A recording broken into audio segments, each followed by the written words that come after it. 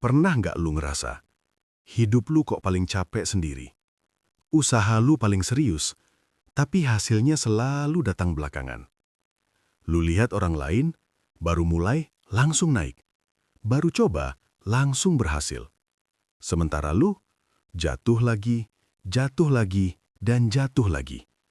Kalau lu lahir weton pahing, ketidakadilan yang lu rasain bukan kebetulan.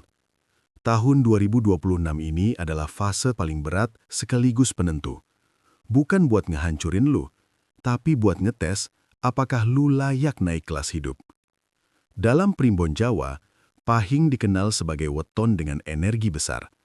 Masalahnya, energi besar selalu diuji lebih dulu.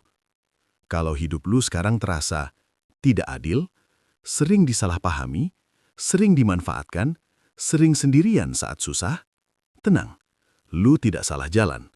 Lu sedang ditempah. Dan di video ini, gue bakal jelasin kenapa hidup pahing terasa paling berat di 2026 dan apa arti semua penderitaan ini sebenarnya. Sejak lahir ke dunia, pahing sudah membawa beban yang tidak semua orang sanggup memikul. Bukan karena pahing lemah, justru sebaliknya. Karena energinya terlalu besar untuk hidup yang biasa-biasa saja. Dalam primbon Jawa, pahing dikenal memiliki watak keras di dalam, tenang di luar. Orang melihatnya seperti orang biasa, tapi di dalam batinnya terjadi perang yang tidak terlihat siapapun. Sejak kecil, banyak pahing merasa cepat dewasa sebelum waktunya, sering memikirkan hal yang orang lain anggap terlalu berat, jarang merasa benar-benar dimengerti. Bahkan di usia muda, pahing sering dipaksa menghadapi masalah yang seharusnya belum waktunya ia hadapi. Inilah awal kenapa hidup pahing terasa tidak adil sejak dini. Bukan karena nasib membenci pahing, melainkan karena alam sedang membentuk daya tahan mental dan batin. Pahing tidak disiapkan untuk hidup bergantung, tidak disiapkan untuk dimanja keadaan, dan tidak disiapkan untuk selalu ditolong. Pahing disiapkan untuk berdiri saat yang lain tumbang. Itulah sebabnya, dalam perjalanan hidupnya, pahing sering merasa harus kuat sendiri, harus mengerti sendiri, harus bangkit sendiri. Saat orang lain boleh mengeluh, pahing sering dipaksa untuk menahan. Saat orang lain diberi jalan pintas, pahing harus melewati jalan terjal. Dan disitulah rasa hidup ini tidak adil mulai tumbuh. Namun ada satu rahasia besar yang jarang disadari pahing. Orang yang disiapkan untuk peran besar tidak pernah diberi hidup yang mudah. Kesulitan yang datang berulang-ulang bukanlah tanda kegagalan, melainkan tanda bahwa batas kekuatan pahing terus dinaikkan. Tanpa disadari, setiap luka, setiap jatuh, setiap air mata yang dipendam sedang membentuk satu hal penting, yaitu ketahanan jiwa yang tidak bisa dibeli siapapun. Dan inilah alasan kenapa meskipun hidup terasa berat, pahing tidak pernah benar-benar hancur. Ia mungkin lelah, ia mungkin hampir menyerah, tapi selalu ada kekuatan misterius yang membuatnya bangkit lagi. Karena sejak awal, pahing memang tidak diciptakan untuk hidup kecil. Kalau lu pahing dan ngerasa hidup belakangan ini makin berat, masalah datang bertubi-tubi, dan rasanya napas pun kadang sempit. Tenang, broku. Itu bukan kebetulan. Menjelang 2026, energi pahing memasuki fase seleksi terakhir. Bukan semua pahing yang akan naik kelas. Hanya pahing yang mental dan batinnya matang. Dan disinilah alam mulai menekan lebih keras. Ujian pahing menjelang 2026 bukan lagi ujian fisik. Bukan sekedar capek kerja. Bukan sekedar kurang uang. Ujian ini menyerang dari dalam. Rasa lelah yang tidak bisa dijelaskan. Pikiran kacau tanpa sebab jelas. Kepercayaan diri runtuh perlahan-lahan. Hati terasa kosong meski dikelilingi orang. Banyak pahing di fase ini berkata, "Gue kuat, tapi kok rasanya pengen nyerah aja." Ini bukan tanda lu lemah. Ini tanda ujian sudah naik level. Kenapa harus sekejam ini? Karena energi besar tidak boleh jatuh ke tangan jiwa yang belum selesai. Pahing punya potensi. Memimpin, mengendalikan, mempengaruhi, menjadi penopang orang lain. Kalau potensi ini diberikan sebelum waktunya, hasilnya bukan kebangkitan, tapi kehancuran. Makanya, alam menguji pahing dengan satu cara yang paling menyakitkan, yaitu membiarkan pahing merasa sendirian. Banyak pahing menjelang 2026 mengalami orang terdekat berubah. Dukungan menghilang, janji dipatahkan, kepercayaan dikhianati. Ini bukan untuk menyakiti. Ini untuk memutus ketergantungan batin, supaya pahing tidak lagi menggantungkan bahagia pada manusia, menggantungkan harapan pada pujian, menggantungkan hidup pada validasi. Karena pemimpin sejati lahir dari kesendirian yang ditembus dengan kesadaran. Di fase ini, pahing juga diuji melalui ketidakadilan paling halus. Kerja keras tidak dihargai. Kebaikan dibalas dingin. Kejujuran dianggap kelemahan. Dan saat pahing mulai bertanya, "Kenapa gue terus yang kena?" Itulah momen krusialnya. Kalau pahing memilih marah pada hidup, energi akan turun. Kalau pahing memilih menguatkan diri, energi akan berbalik arah. Menjelang 2026, alam mengamati satu hal. Apakah pahing masih mengeluh? Atau sudah belajar berdiri tanpa menyalahkan siapapun? Karena mulai titik ini, pahing tidak lagi dipersiapkan untuk bertahan, melainkan untuk mengendalikan arah hidupnya sendiri. Dan itulah sebabnya ujian terasa makin kejam. Bukan karena pahing dibenci, tapi karena pahing sudah terlalu dekat dengan gerbang perubahan besar. Kalau lu pahing, pasti ada satu luka yang gak pernah benar-benar sembuh. Bukan luka dari musuh, bukan dari orang asing, tapi dari orang yang lu percaya.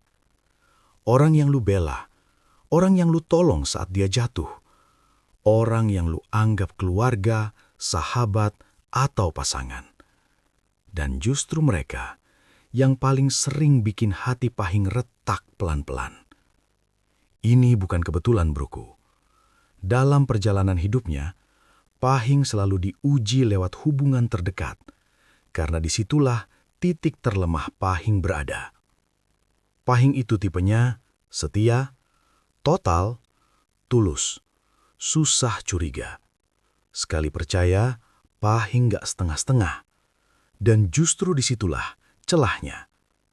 Alam tahu, kalau pahing tidak ditempa lewat pengkhianatan, dia akan terlalu menggantungkan hidup pada manusia. Makanya, ujian datang lewat cara paling menyakitkan, kepercayaan yang dihancurkan perlahan. Banyak pahing mengalami pola yang sama, dimanfaatkan saat dibutuhkan, ditinggalkan saat lemah, disalahkan saat jujur, dikhianati saat setia. Awalnya pahing bertanya, "Apa gue kurang baik?"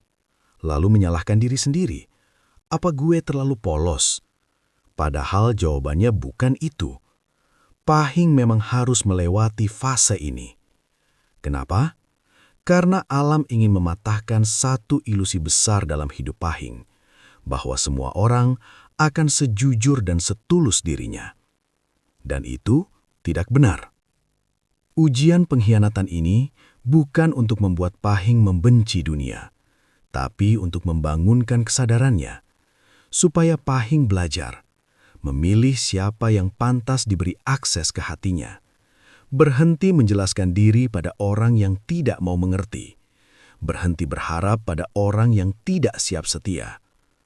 Di fase ini, pahing sering merasa sendirian di tengah keramaian, kuat di luar, hancur di dalam, tertawa di depan orang, menangis saat sendiri.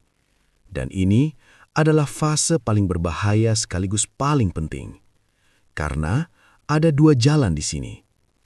Kalau Pahing membiarkan luka mengubahnya menjadi pahit, hidup akan makin berat. Tapi kalau Pahing mengubah luka menjadi kesadaran, disitulah kebangkitan dimulai. Menjelang 2026, pengkhianatan yang dialami Pahing bukan lagi untuk menguji kesabaran, melainkan untuk memutus ikatan yang tidak sefrekuensi.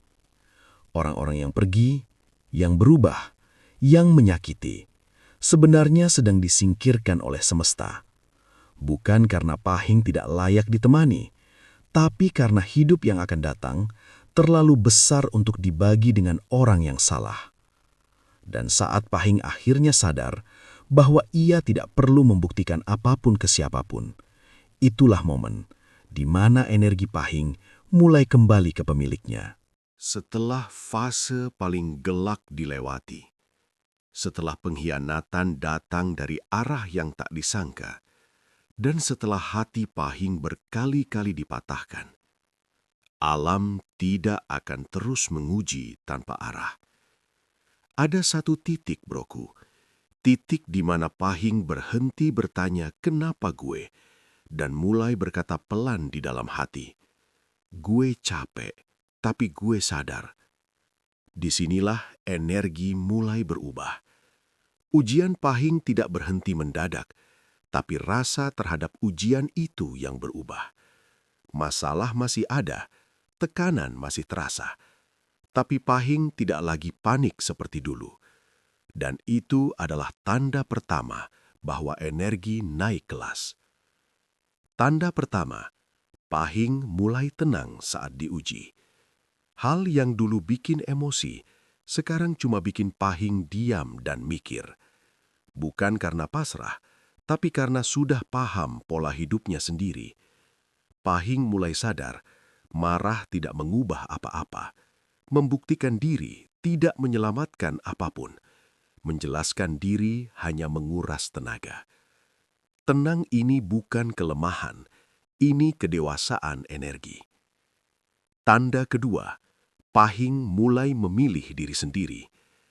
Menjelang 2026, banyak Pahing mengalami perubahan halus, mulai menjauh tanpa drama, mulai berkata cukup tanpa marah, mulai menutup akses pada orang yang melelahkan. Ini bukan egois, ini pemulihan harga diri. Alam ingin memastikan saat rejeki dan pengaruh datang nanti, Pahing tidak lagi bocor energinya ke tempat yang salah. Tanda ketiga, intuisi Pahing makin tajam.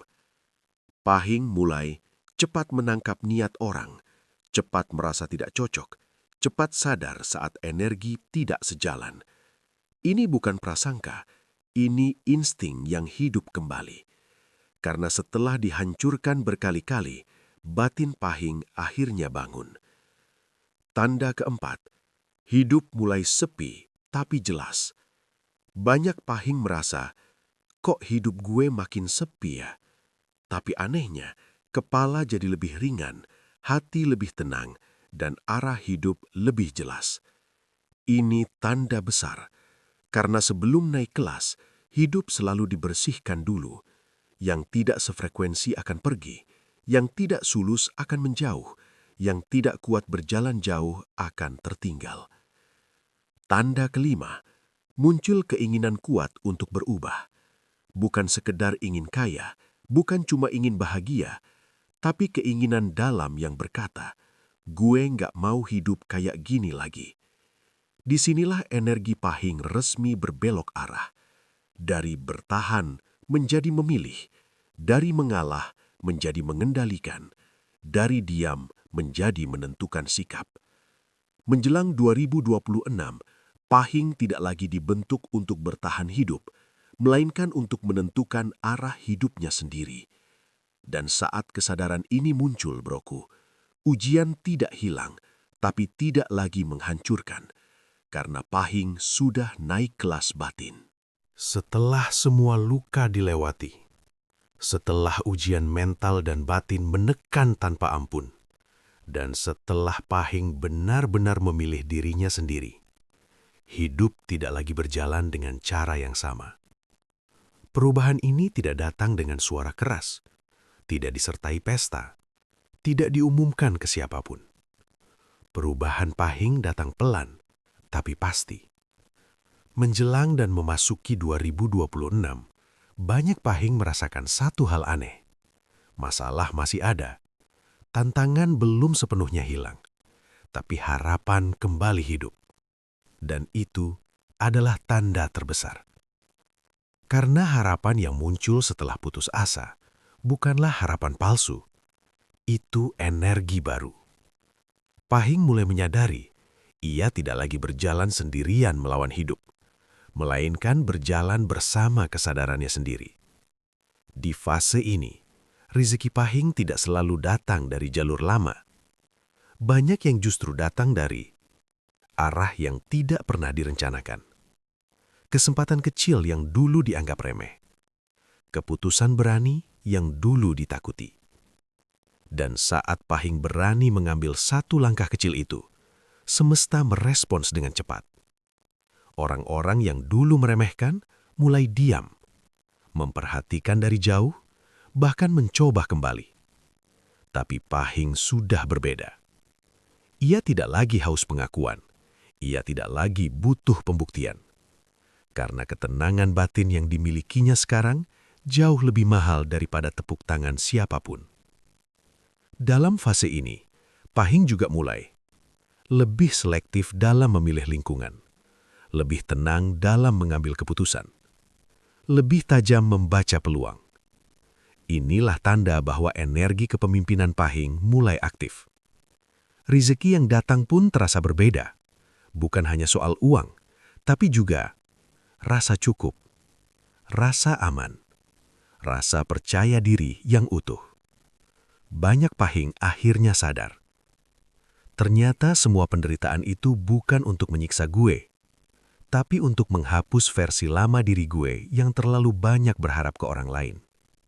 Dan di titik ini, hidup Pahing berbalik arah sepenuhnya.